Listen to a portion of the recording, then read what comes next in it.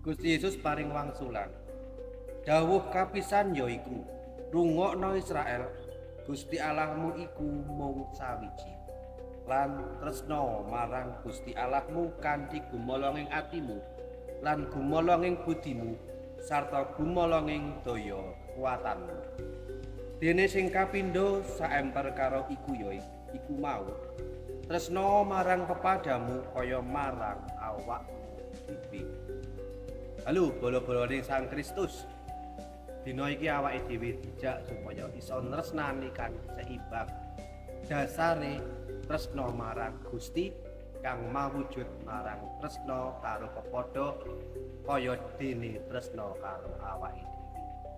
Saiki pitakonanku, apa iso awake dhewe nresnani pepadha ananging awake dhewe ora tresna marang diri kita pribadi, utawa awake dhewe iso tresnani diri kita kanthi pol-polan ananging laleki wong liya? Jawabane ora.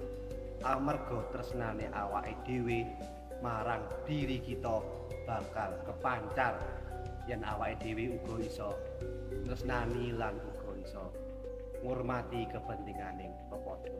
Lan uga awake dhewe ora bakal iso tresnani pepadha yen awake dhewe urung ngrasa, urung nrimo awake dhewe pribadi lan urung tresnani diri kita pribadi lan tansah rasa awake dhewe kurang. Pramila ayo Gusti wis tresnani menungso kanthi sakuduwe. Pramila ayo uga tresnanono diri kita pribadi, tresnanono pepadha kanthi utuh lan uga kanthi sakuruse manah.